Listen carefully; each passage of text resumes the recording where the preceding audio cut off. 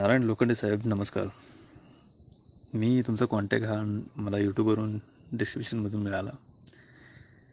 खूप दिवसापासून म्हणत होतं की तुम्ही किंवा तुमचे सहकारी जसे मंगेश साबळे आहेत त्यांच्याशी कुठं ना कुठेतरी कॉन्टॅक्ट करता यावा.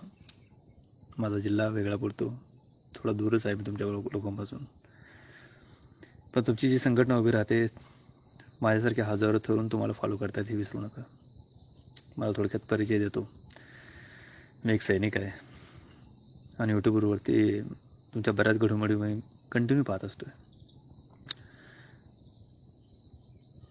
एक सोल्जर या नात्याने मी तुम्हाला एकच मेसेज देईन, तुम्ही ही जी चळवळ सुरू करताय खूप छान. शब्दात या गोष्टींचं वर्णन करणं खरंच खूप केविलवाणं होऊन जाईल. पण जे मंगेश साबळे उभे आहेत त्यांच्या पाठीमागे तुमच्यासारख्या बऱ्याच व्यक्तिमत्वांची मेहनत दिसून येते.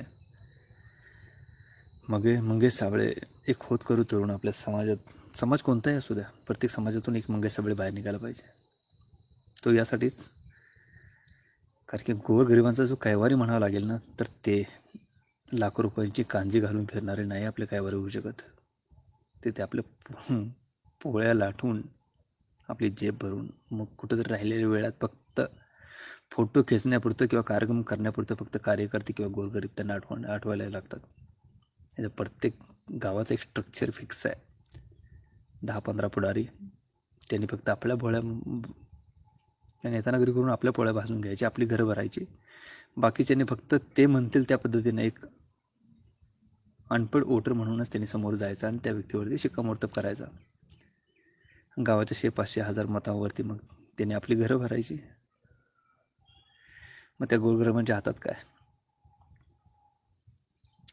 ह्या गोष्टीला कुठेतरी आळा घालण्याचं तुम्ही एक सुरुवात केली आहे ना, ती येणाऱ्या खूप कमी दिवसामध्ये आपले फक्त मंगेश साबळे खासदार म्हणून ते झालेत खासदार, यात कुणी डाऊट बाळगायची गरज नाही आहे.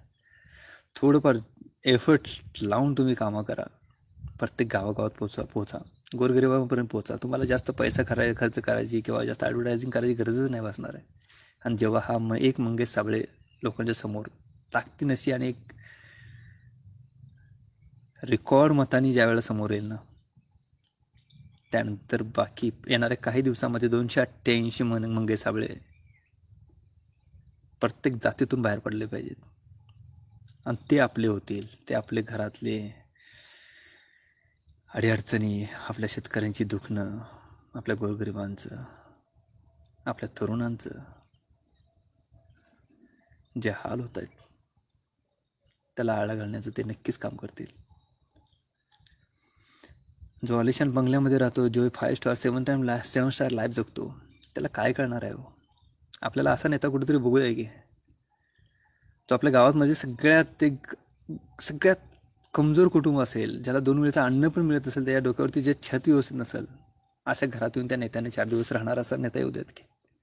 तिथं राहिला तर त्याला ते दिवस एवढ्या उन्हाच्या कडाक्यामध्ये बिना फॅनचं तिथं त्या पत्र्याखाली किंवा त्या प्लॅस्टिकच्या कागदाखाली येऊन जगणं काय असतंय ते त्याला कळू द्या ना.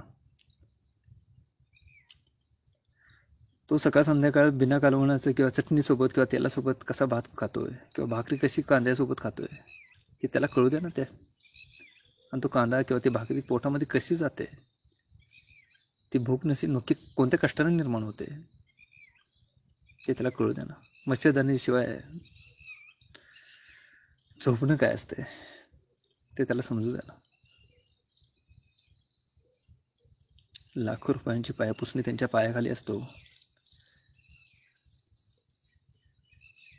आपल्या गोरगरिबांना 100-500 रुपयाचं कंबल पण ओढायला किंवा खाली हातरायला मिळू नये का? पण तो मिळवायचा असेल तर आयुष्यातली किमती 2 दिवस घालावे लागत आहेत. आपण केलेल्या कष्टाचा मोबदला पण आपल्याला रिटर्न मिळत नाही. मी कोणाला उद्देशून नाही बोलत आहे, पण ठीक आहे,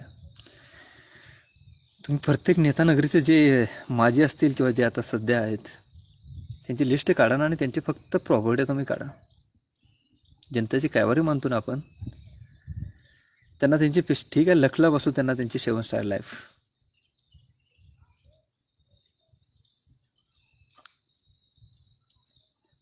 त्यांना जनतेची एवढीच पडली आहे ना,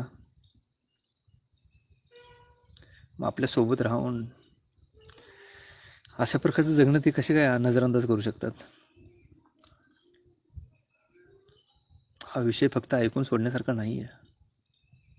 माणूस असू आपण आणि खरंच आपल्याला समाजाचा कुठेतरी कळवळा असेल ना, तर पाहिलं पाहिजे या गोष्टींच्या तळागाळापर्यंत जाऊन. थोडक्यात तुम्हाला एक उदाहरण देतो जेपर्यंत मला कुठेतरी समजतंय. आज आपला शिक्षा विभाग असू दे किंवा एखादा मेडिकल विभाग असू दे, बजेट अलॉट होताना किंवा केंद्रातलं असू दे किंवा राज्यातलं असताना लाखो करोड रुपये त्यासाठी अलॉट केले जातात. आज आपल्या सरकारी दवाखान्यांची अवस्था काय? आजही आपले IMI आपली कंडिशन नसते.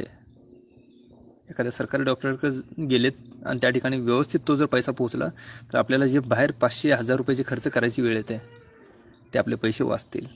पण ते बजेट फक्त अलॉट होऊन फक्त कागदावरती बाहेर पडतं आणि आपली अनपढ जनता किंवा तुमच्या माझ्यासारखे तरुण आपण त्या गोष्टीपर्यंत कधी पोहोचत पण नाही आहे. त्या दवाखान्यात काय आहे की नाही, तो पैसा अलॉट झाल्यामुळे तो पैसा आपल्यापर्यंत पोहोचला का नाही याचा जाब विचारणार कोण? तो पैसा गेला कुठे?